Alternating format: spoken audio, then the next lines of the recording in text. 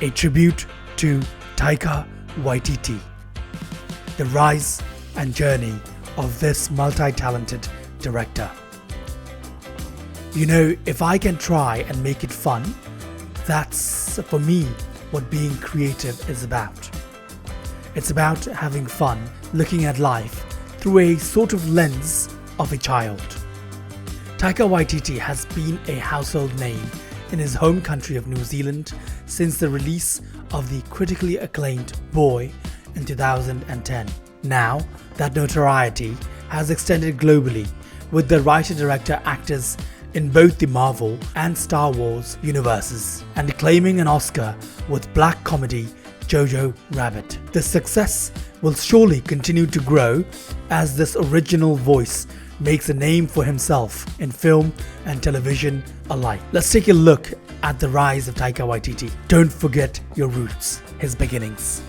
Like many directors, Waititi first made a name for himself in the world of short films. This included the Oscar-nominated 2 Cars, 1 Night and What We Do in the Shadows, Interviews with Some Vampires, which was the basis for the 2014 feature and later the FX Network's television series. Waititi's first feature was the now cult classic Eagle vs. Shark, starring Jermaine Clement and Lauren Taylor as two socially awkward misfits who stumble into love with one another. The 2007 film showcases the bones of what would become Waititi's never-failing comedic style of storytelling. His knack for highlighting the darkness and self-deprecation that is New Zealand humour was further explored in Boy, which won multiple awards and was nominated for a Sundance Grand Jury Prize in 2010. Waititi's sophomore feature blended more drama into the mix in this tale of an 11-year-old devout Michael Jackson fan who is reunited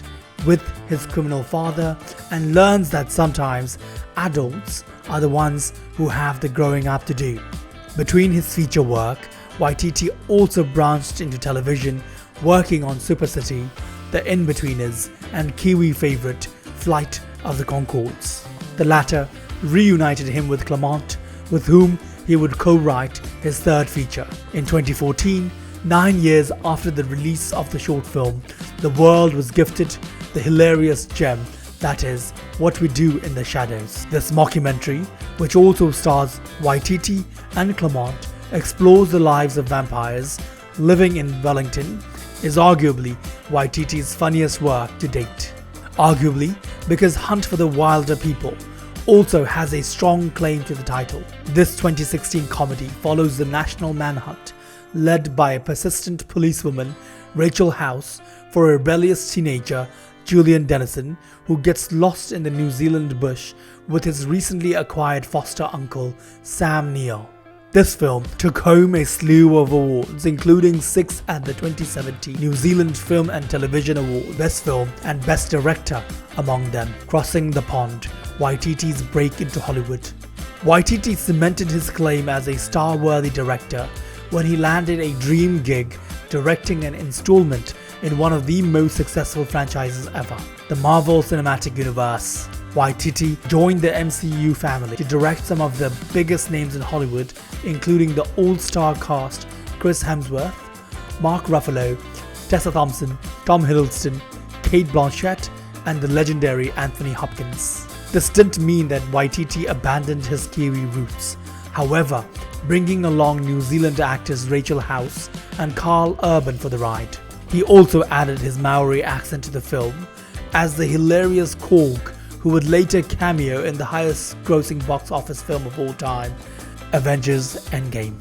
While the MCU has offered its audiences some extremely strong contenders with Captain America the Winter Soldier and Black Panther, often cited as two of its strongest, the Thor franchise had often felt a little lackluster. The first served as a competent, if somewhat safe, introduction for the God of Thunder in time for the Avengers, followed on by a mostly forgettable sequel with an even more forgettable villain. Waititi breathed new life into the soon-to-be quadrilogy by allowing more of Hemsworth's personality to bleed into the character even before the movie was released, as proved by the Team Thor shorts. Promotional material has never made us laugh this hard. If landing the helm of a tentpole blockbuster wasn't proof enough that Waititi is one of the greats of our time, the director scored himself the Best Adapted Screenplay Oscar for Jojo Rabbit, starring another MCU alumni, Scarlett Johansson. Based on the book Caging Skies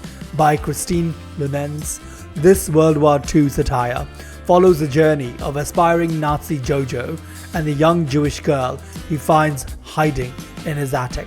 The material may sound more like hard-hitting drama than the source of comedy, with Waititi stepping into the role of Hitler as Jojo's best friend, jostling tasteless bells, but somehow it not only works, it works exceptionally, and he's just getting started.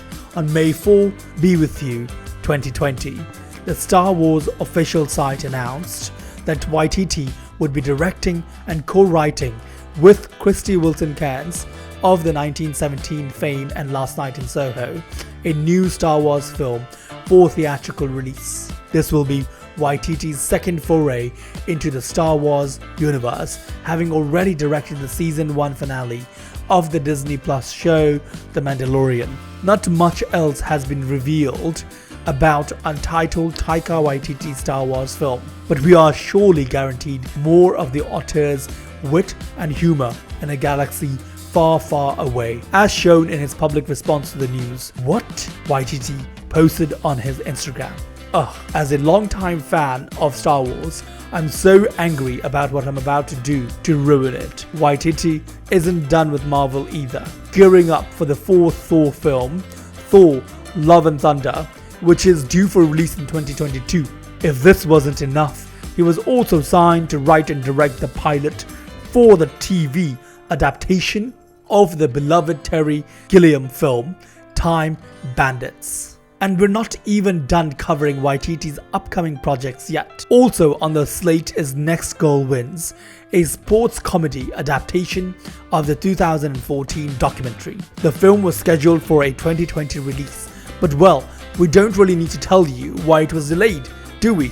Hopefully, this is a project like Black Widow and No Time to Die that we will get to enjoy in 2020, preferably on the big screen. Taika Waititi has soared into cinematic history, not only through talent and hard work, but through kindness and goodwill towards those he works with. He is insanely fun, Hemsworth told GQ. But don't mistake that childlike, frantic energy for someone who isn't prepared. That's quite a unique combination, that he has the ability to, through humor, put you at ease, but is also armed with all the knowledge that a director needs to lead you through the process.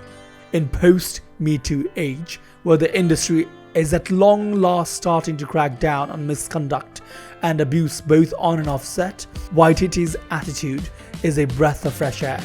I come from a country whose idea of masculinity is quite extreme, he told The Independent, and I've grown up around a lot of that energy. I've been part of that a lot, and it's very draining. It's quite tiring trying to be macho. What Taikiki films have you not seen yet? This director-actor makes us laugh, makes us cry with laughter, and we can't wait to see what he brings our way next. We at Hollywood Insider will continue championing and supporting all your films, Taika. Please keep making us laugh and cry in your own signature style. Hollywood is made better with you in it.